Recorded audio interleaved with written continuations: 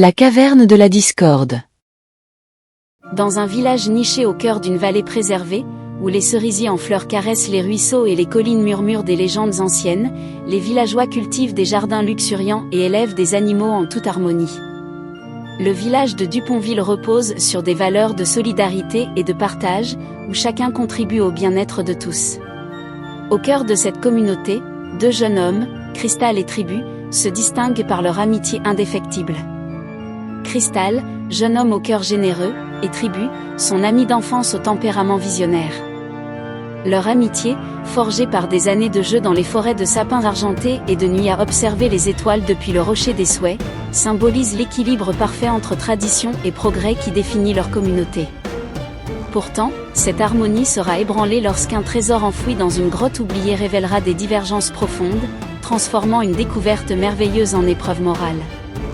Un matin d'automne, Cristal et Tribu s'enfoncent dans la forêt, suivant un sentier sinueux.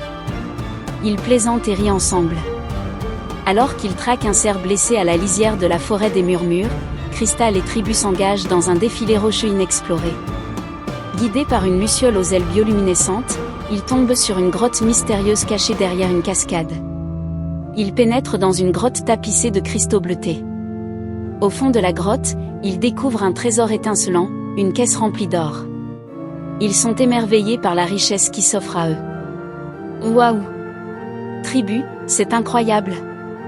Il y a tellement d'or. Oui mon frère, nous sommes riches, Cristal. Nous pourrions faire tellement de choses avec cet or.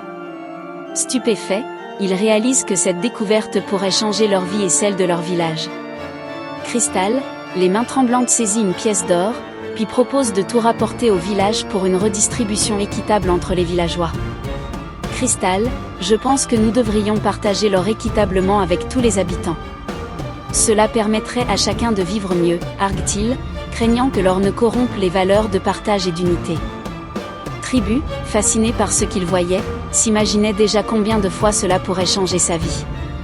Une maison plus luxueuse, il allait pouvoir s'offrir tout ce qu'il voulait pour lui et sa famille, dit.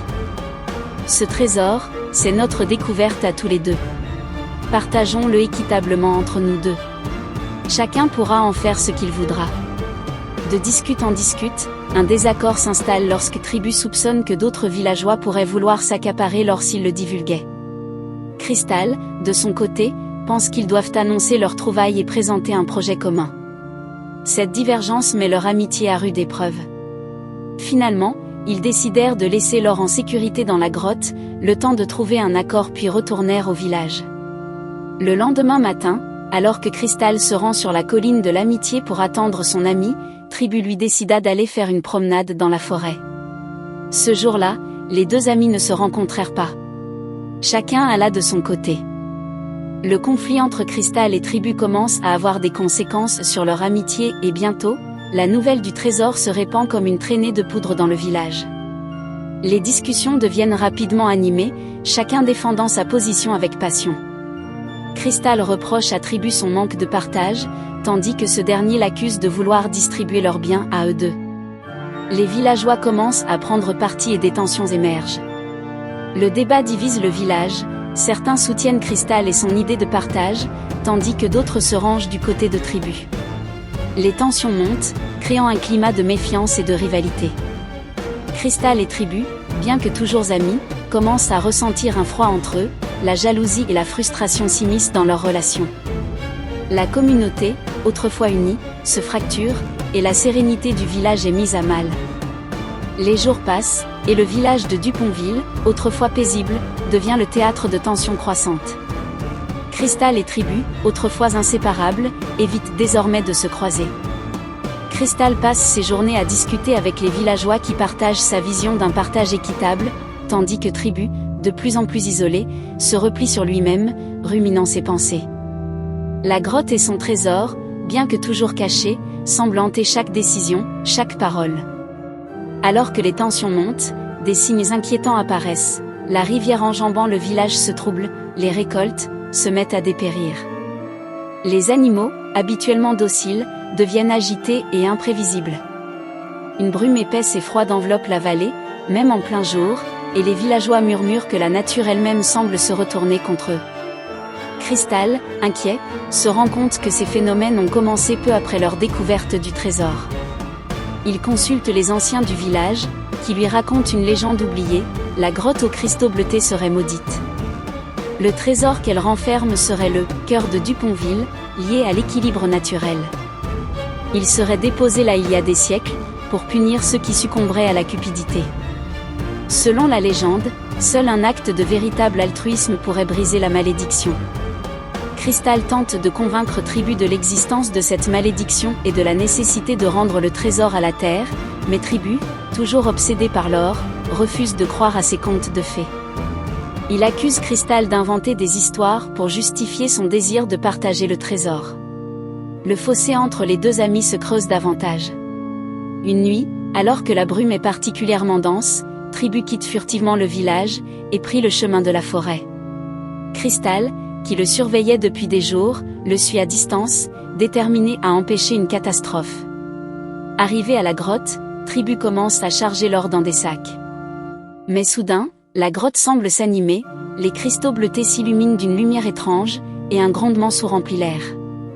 Cristal, réalisant que la malédiction est sur le point de se déclencher, se précipite pour arrêter Tribu. Les deux amis se retrouvent face à face, chacun défendant sa position avec passion. Tribu, aveuglé par sa quête de richesse, refuse de reculer, tandis que Cristal tente désespérément de le raisonner. La grotte commence à s'effondrer. Cristal et Tribu sont pris au piège.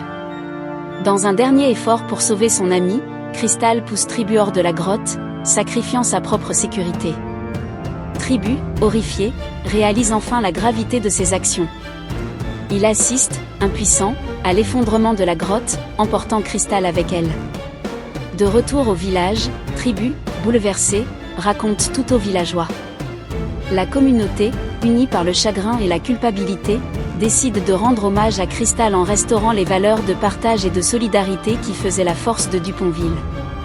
La malédiction semble levée, la brume se dissipe, les récoltes reprennent, et les animaux retrouvent leur calme.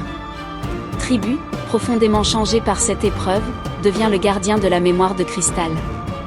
Il consacre sa vie à perpétuer les valeurs qu'il partageait autrefois, et à veiller sur le village. La grotte, désormais scellée, devient un lieu de recueillement, rappelant à tous que la véritable richesse réside dans les liens humains et non dans les biens matériels. Ainsi, l'histoire de Cristal et Tribu devient une légende, enseignée aux générations futures comme un avertissement contre la cupidité et un hommage à l'amitié et au sacrifice.